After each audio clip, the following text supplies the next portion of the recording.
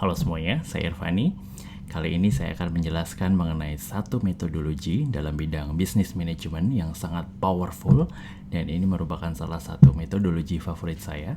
Nah, metodologi ini diberi nama sebagai sistem dynamics. Jadi sistem dynamics ini merupakan salah satu cabang dari sistem thinking gitu ya. Jadi sistem dynamics itu merupakan metodologi gitu ya, dan juga model matematis gitu yang dilakukan untuk menggambarkan, memahami dan mendiskusikan kompleks isu gitu ya, atau permasalahan yang kompleks. Nah, sistem dynamic ini diperkenalkan oleh J. Forrester gitu ya, seorang ilmuwan dari MIT pada tahun 50-an gitu ya. Di awalnya sistem dynamics ini digunakan untuk membantu perusahaan gitu ya dalam memahami proses industri. Jadi ini awalnya ada di manufacturing gitu ya, di industri. Meskipun awalnya dalam bidang industri, manufaktur gitu ya, tapi dalam perjalanannya sistem dynamics ini banyak diterapkan juga di bidang yang lain gitu ya, seperti misalnya di perumusan kebijakan publik ataupun perumusan kebijakan di perusahaan gitu ya, ataupun organisasi pemerintahan dan segala macamnya. Jadi dalam perjalanannya semakin banyak aplikasi dari sistem dynamics ini di bidang atau di konteks selain dari industri.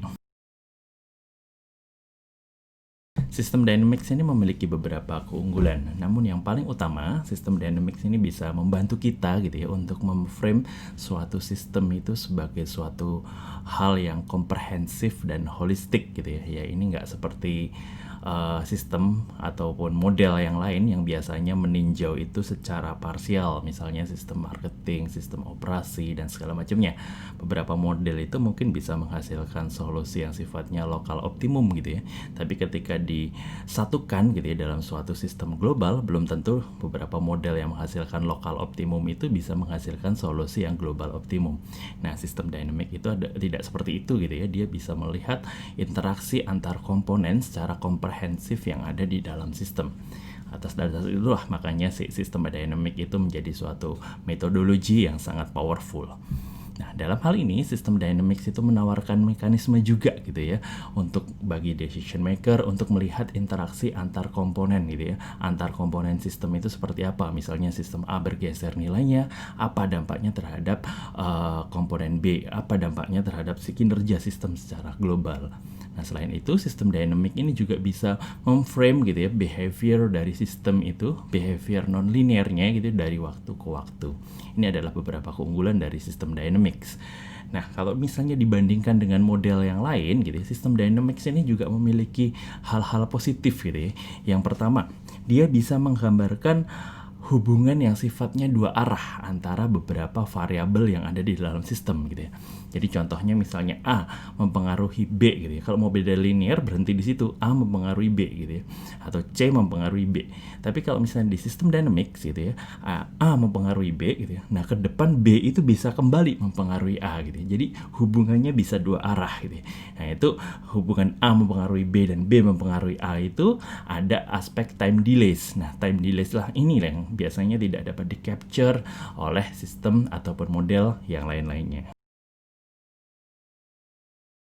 Sistem dynamics ini juga bisa kita gunakan gitu ya dalam bidang strategic management, karena dia bisa digunakan pada tahap strategi formulation gitu ya, strategi evaluation maupun strategi implementation gitu.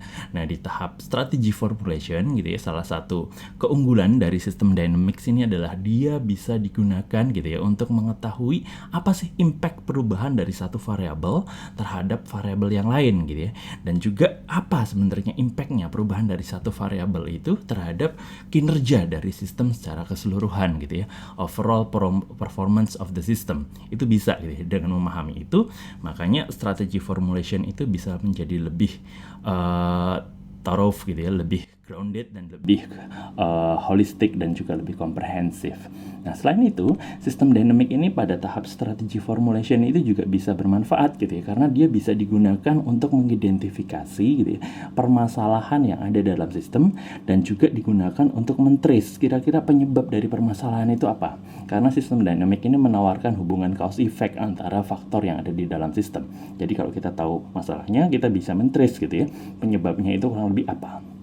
Nah, selain itu gitu, sistem dynamics ini juga bisa kita manfaatkan gitu ya untuk merumuskan suatu strategi yang sifatnya korektif. Jadi misalnya kita sudah tahu gitu ya masalah dalam sistem apa, kita bisa memanfaatkan sistem dynamics gitu ya untuk mentrace penyebabnya itu apa.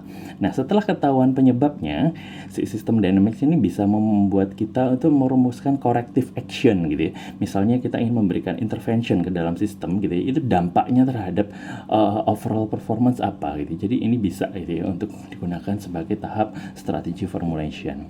Nah, pada tahap strategy evaluation gitu ya, sistem dynamics ini menyediakan suatu simulasi, mekanisme simulasi gitu ya. Jadi kita bisa tahu gitu ya, apakah kebijakan kita gitu ya, policy atau intervention yang sudah dilakukan sebelumnya itu efektif atau tidak gitu ya untuk meningkatkan kinerja sistem.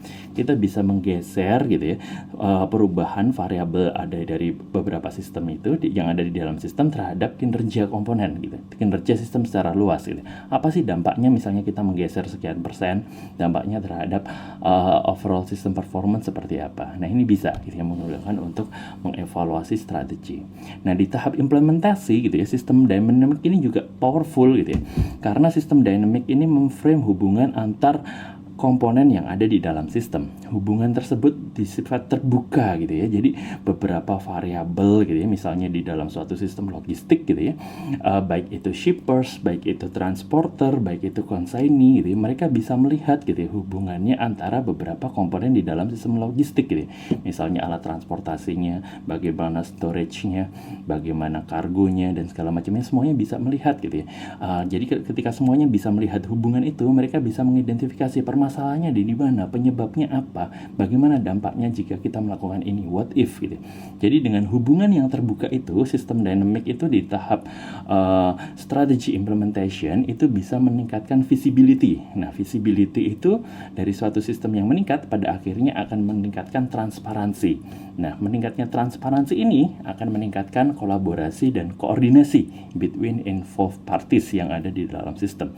Nah, ini satu hal yang positif gitu ya, karena semuanya terbuka, openness gitu. Jika dibandingkan dengan beberapa sistem yang lain gitu ya, misalnya sistem linear, sistem dynamic ini memiliki beberapa perbedaan gitu ya. Misalnya di sistem linear itu kita mengenal adanya dua sistem gitu ya, atau dua model yang biasanya cukup populer. Yang pertama biasanya ada model regresi gitu ya, regresi baik itu linear dan segala macamnya. Nah, kalau misalnya di contoh yang paling sederhana regresi gitu ya, misalnya y gitu ya, y gitu ya, sama dengan ax plus b gitu ya. Nah, di situ kita bisa tahu gitu ya, jika x itu berubah gitu ya sekian derajat, apa sih dampaknya terhadap y gitu ya. Jadi x mempengaruhi y gitu ya. Misalnya x-nya ada 2 gitu ya, x1 dan x2 misalnya masing-masing bergerak beberapa derajat gitu ya, apa dampaknya terhadap y. Itu ada di regresi linear. Tapi regresi linear ini juga sulit untuk memodelkan gitu ya. Misalnya y-nya yang berubah gitu ya, setelah x tadi berubah, y-nya berubah, apa dampaknya terhadap x gitu. Apakah ada suatu hal yang sifatnya loop atau tidak? Nah, itu nggak bisa dijawab dengan model regresi linear. Nah, selain regresi linear, biasanya kita juga mengenal di yang lebih kompleks itu ada model yang namanya Structural Equation Modeling gitu ya, SEM biasanya. Ini cukup populer juga bagi peneliti gitu ya, karena dia bisa memodelkan hubungan yang linear itu secara bertingkat dan kompleks gitu ya. Misalnya Y sama dengan AX plus AX1 plus BX2 plus C dan segala macamnya. Nah, Y itu kemudian nanti bisa dikombinasikan dengan Z, mempengaruhi misalnya X1 dan segala macamnya yang bertingkat seperti itu bisa dimodelkan dengan SEM. Tapi hubungan yang bolak-balik itu misalnya Y tadi mempengaruhi balik ke X itu nggak bisa dimodelkan dengan SEM. Begitu juga dengan time delays gitu. SEM itu tidak mengakomodasi itu, dan juga simulasi dan segala macamnya agak susah. Nah, sistem dynamics itu menawarkan hal yang tidak dimiliki oleh linear model gitu. Jadi kalau misalnya linear model itu sifatnya hubungannya adalah searah gitu ya, di sistem dynamic itu dua arah. Misalnya linear model itu biasanya dimanfaatkan di satu sistem subsistem gitu ya. Kalau sistem dynamic ini bisa dimodelkan secara komprehensif. Nah, biasanya kalau orientasinya dari linear model itu adalah melakukan optimasi gitu ya. Nah, kalau sistem dynamics ini bukan optimasi sifatnya, dia orientasinya lebih ke memahami sistem secara keseluruhan gitu ya. Bagaimana sih model-model yang komponen yang ada di dalam sistem itu saling berinteraksi. Ini rumusannya sudah tataran kebijakan gitu. Bagaimana jika kita melakukan intervensi berupa ini? Apa dampaknya terhadap kinerja sistem secara keseluruhan? Nah, kinerjanya ini pun bukan optimasi biasanya, tapi biasanya adalah satisficing gitu ya. Apa sih sebenarnya kinerja yang masih acceptable buat stakeholder? Karena sistem dynamic ini biasanya stakeholdernya luas gitu ya. Misalnya di sistem logistik gitu, dia harus memuaskan baik itu shippers, baik itu transporter, baik itu konsaini, baik itu regulator dan segala macamnya. Jadi masing-masing memiliki ekspektasi dan masing-masing memiliki kepentingan terhadap sistem gitu ya. Nah, ini bukan lagi optimasi gitu ya, tapi berbicaranya adalah satisficing gitu ya. Bagaimana memuaskan keinginan atau ekspektasi dari banyak stakeholder. Nah, ini bisa difasilitasi dengan sistem dynamics. Nah, gambaran umum dari sistem dynamics kurang lebih adalah seperti ini gitu ya. Ada beberapa model yang bisa digunakan seperti causal loop diagram dan juga stock and flow diagram. Causal loop diagram ini memodelkan hubungan antar beberapa variabel di dalam sistem itu secara konseptual dengan menggunakan model hubungan kualitatif. Sementara kalau di stock and flow diagram hubungannya itu lebih ke kuantitatif gitu ya, dan ini lebih operasional gitu ya, dioperasionalisasikan dari model yang konseptual tadi. Di sini kita menghadapi dua model utama gitu ya dalam satu causal loop diagram, satu yang di sisi kanan dan satunya lagi adalah yang di sisi kiri. Jadi pada konteks ini kita akan menganalisis gitu ya bagaimana seorang pengguna atau pemakai dari produk yang baru saja diluncurkan ke market itu mempengaruhi satu dengan yang lain. Nah, variabelnya yang kita lihat di hubungan sebelah kanan, yaitu ada adapters gitu ya, atau pihak yang membeli atau menggunakan produk baru yang baru saja diluncurkan tersebut.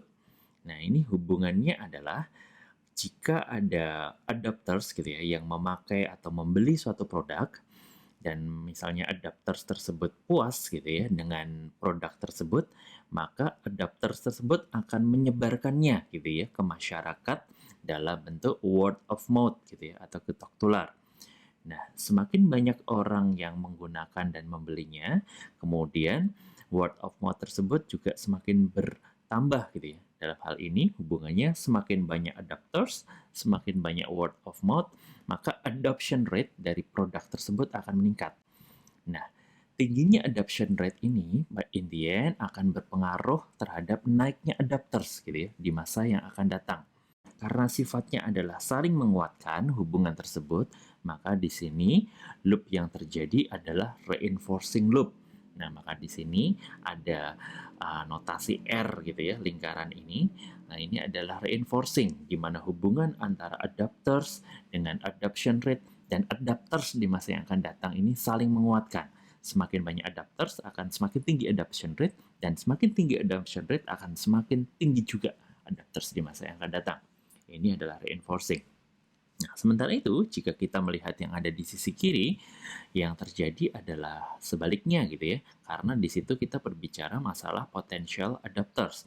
Jadi potential adapters ini adalah masyarakat gitu ya yang belum membeli dan belum menggunakan produk yang dirilis tersebut gitu ya. Nah, di sini hubungannya ketika semakin banyak adapters, maka yang belum menggunakan produk itu akan semakin sedikit gitu ya. Jadi misalnya total yang ada di masyarakat itu misalnya 100 gitu ya.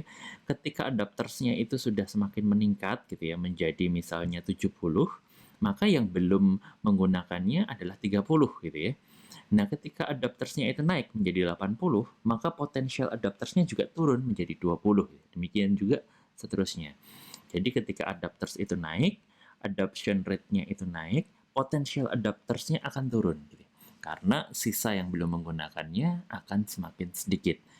Nah, ketika potensial adaptersnya itu turun gitu ya, maka dia juga akan bisa mengurangi adoption rate. Hubungan yang di sisi kiri ini kebalikan dari hubungan yang kanan. Kalau kanan tadi lingkarannya adalah R gitu ya, atau reinforcing, maka yang di kiri ini sifatnya adalah balancing loop gitu ya. Ini adalah salah satu contoh sederhana dari causal loop diagram yang ada di dalam sistem dynamics.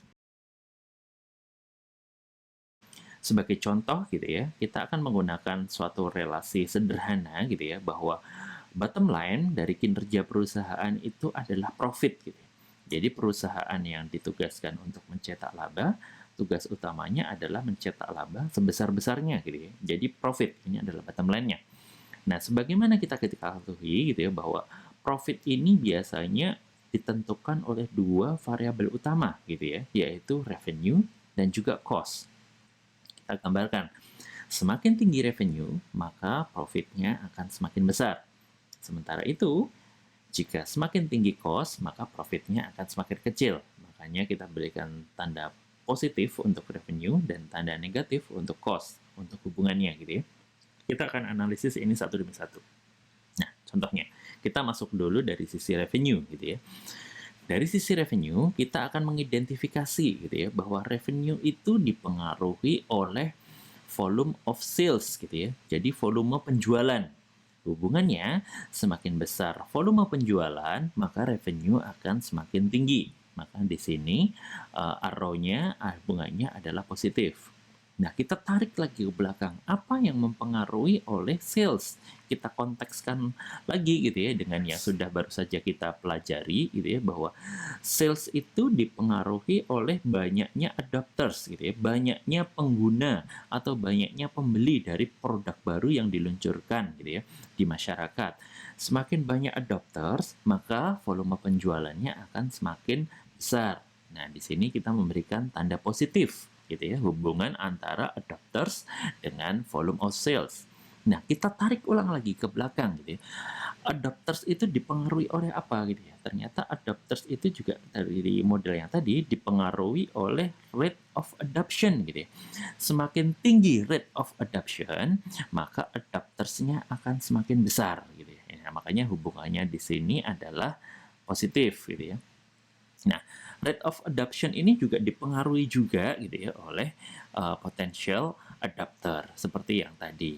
Nah, ini di sini kita bisa melihat gitu ya hubungannya gitu ya, bahwa semakin tinggi adopters, maka dia akan meningkatkan rate of adoption gitu ya.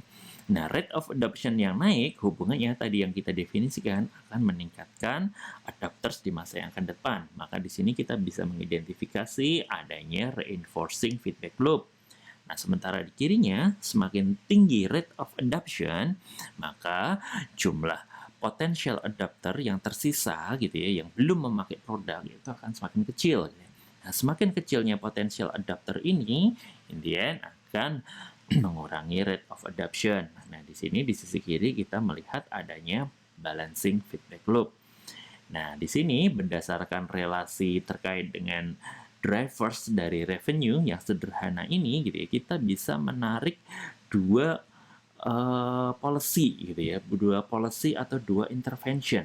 Satu yang terkait dengan bidang marketing, satu yang terkait dengan bidang product development. Tantangan buat marketer gitu ya, atau departemen marketing dari relasi ini adalah bagaimana kita bisa meningkatkan rate of adoption ini gitu ya. Jadi tantangan utamanya adalah bagaimana supaya rate of adoption ini naik gitu ya, sehingga adoptersnya itu yang akan menggunakan produk itu bisa meningkat gitu ya. Gimana sih effort marketing apa gitu ya yang dia bisa mengkonversi potential adopters itu menjadi adopters gitu. Makanya itu ditentukan oleh rate of adoption. Nah, di sini mereka bisa memakai promo, advertising, cross-selling, upselling, dan segala macamnya. Ini adalah domainnya dari teman-teman di marketing. Ini adalah policy intervention-nya bisa dari sana gitu ya. Nah, sementara itu, ketika akan menyusun produk gitu ya, di dalam product development yang disasar ini adalah si potential adapters gitu. Jadi ketika kita akan menyusun produk, kita tuh mau menyasar potential adaptersnya itu seperti apa? Apa misalnya fitur atau fungsionalitas apa yang saat ini itu belum tersedia gitu ya, belum dimiliki. Misalnya iPad gitu atau mungkin tablet gitu ya. Fitur apa yang belum disediakan oleh pesaing. Nah, ketika fitur baru itu diperkenalkan gitu ya, maka potential adapternya yang akan memakai produk kita itu siapa aja. Nah, ini yang disasar adalah di sini. Makanya ini adalah domainnya dari product development. Beberapa policy bisa kita masukkan di sini. Beberapa intervention bisa kita masukkan di sini gitu ya. Di mana itu tujuannya adalah untuk meningkatkan potential adapter, dan kemudian yang marketing tadi adalah untuk meningkatkan rate of adoption, di mana hal itu tarik lagi ke kanan, dia akan meningkatkan adopters, dan meningkatnya adopters ini akan meningkatkan penjualan volume, dan kemudian meningkatnya volume penjualan ini akan meningkatkan revenue, dan revenue yang tinggi itu akan meningkatkan profit. Ini adalah kegunaan dari sistem dynamic terkait dengan hubungannya dengan profit. Nah, sekarang kita akan tinjau bagaimana sistem dynamics ini juga bisa kita manfaatkan gitu ya untuk mengelola cost. Sebagaimana tadi yang sudah kita singgung gitu ya, bahwa semakin tinggi cost maka profit itu akan semakin rendah. Makanya di sini kita akan menganalisis gitu ya, apa sih drivers dari cost? Kita mengidentifikasi ya paling sederhana mungkin ada dua gitu ya. Cost itu tinggi gitu, atau cost itu dipengaruhi mungkin oleh harga material gitu ya. Di sini harga material dan juga volume material yang digunakan gitu ya, atau volume material. Semakin tinggi harga material, maka cost kita akan semakin tinggi. Nah, demikian juga gitu ya dengan volume material yang digunakan gitu ya. Semakin tinggi volume material, maka cost kita juga akan semakin tinggi. Kita analisis satu demi satu gitu ya dari harga material. Nah, misalnya nih, harga material kita itu dipengaruhi oleh komoditi gitu ya, komoditi apapun gitu ya, bisa harga baja, harga besi, dan segala macamnya. Ya, untuk simplicity gitu ya, katakanlah, walaupun ini tadi konteksnya mungkin nggak tepat gitu ya di bidang tablet gitu, tapi mungkin ini harga material kita itu mungkin dipengaruhi misalnya oleh oil price gitu ya. Ya, misalnya seperti itu, sebagai pemudah aja gitu ya, bahwa harga material itu dipengaruhi oleh oil price, di mana kalau misalnya harga minyak tinggi, maka harga material akan tinggi gitu ya, seperti itu. Nah, kita tarik hubungan antara oil price dengan harga material. Nah, kemudian kita tarik lagi, apa yang mempengaruhi oil price? Nah, kita mengenal ada beberapa faktor gitu ya. Misalnya tensi dari geopolitik gitu ya, geopolitical tensions gitu ya. Semakin nggak kondusif iklim geopolitik, maka oil price-nya akan semakin tinggi. Hubungannya adalah seperti ini. Atau juga dipengaruhi oleh demand of oil gitu ya. Semakin tinggi demand of oil, maka oil price-nya tinggi. Nah, demand of oil ini juga dipengaruhi oleh general economic condition gitu ya, ekonomi makro umum yang ada di dunia. Semakin bagus ekonomi makro, maka demand terhadap oil ini akan semakin tinggi. Nah, ini tingginya bagusnya ekonomi makro akan meningkatkan demand of oil gitu ya. Nah, demand of oil yang tinggi ini ke depan juga akan meningkatkan perekonomian negara-negara mengekspor minyak. Jadi sifatnya di sini terbentuklah suatu reinforcing feedback loop. Nah, dari sini kita mengetahui gitu ya bahwa satu variabel cost gitu ya yang menentukan profit ternyata dipengaruhi oleh beberapa variabel gitu ya, baik itu yang sifatnya makro maupun dia yang sifatnya mikro. Nah, di sini mungkin kita bisa di bagian R&D gitu ya, atau di bagian yang bertugas untuk menganalisis lingkungan, bagian strategik bisa closely monitor all of these variables gitu ya, pergerakan mereka itu dari waktu ke waktu seperti apa. Jadi mereka misalnya harga material itu dipengaruhi oleh komoditas oil gitu ya, dia tinjau terus setiap hari itu seperti apa. Nah, harus ada sensitivity-nya gitu ya. Misalnya oil price bergerak sekian, ternyata cost kita itu naiknya sekian. Nah, itu kemudian akan mempengaruhi profit kita sekian. Nah, ini adalah kegunaan dari sistem dynamic gitu ya.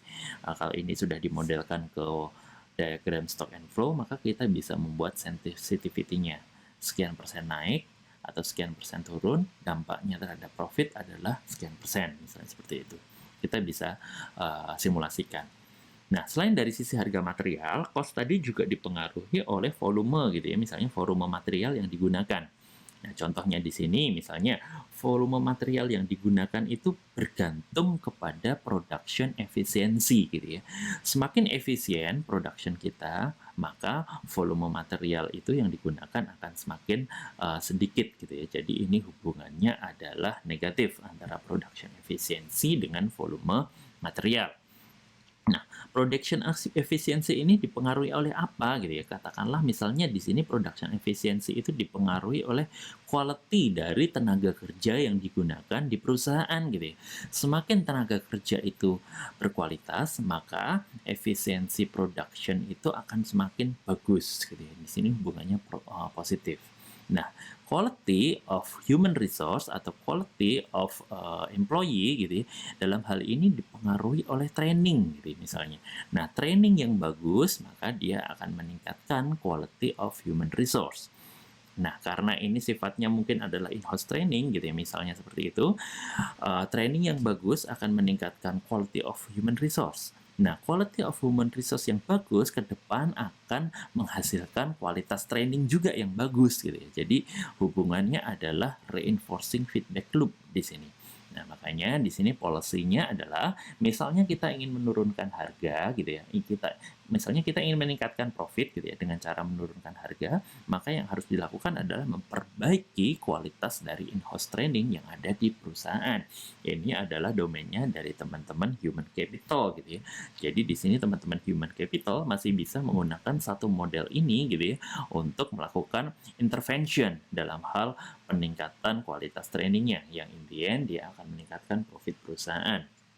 Nah, contoh yang kedua, misalnya production efficiency ini dipengaruhi juga gitu ya oleh teknologi effectiveness yang diterapkan di suatu perusahaan itu gitu ya. Nah, teknologi effectiveness ini dipengaruhi oleh apa? Ternyata dipengaruhi oleh digital readiness yang ada di perusahaan gitu ya, yang diukur dengan beberapa indikator gitu ya. Nah, di sini semakin bagus digital readiness, maka teknologi effectiveness-nya akan semakin bagus gitu ya. Nah, teknologi effectiveness yang semakin bagus itu juga akan mempengaruhi digital readiness. Ini hubungannya juga reinforcing feedback loop gitu ya. Makanya di sini menjadi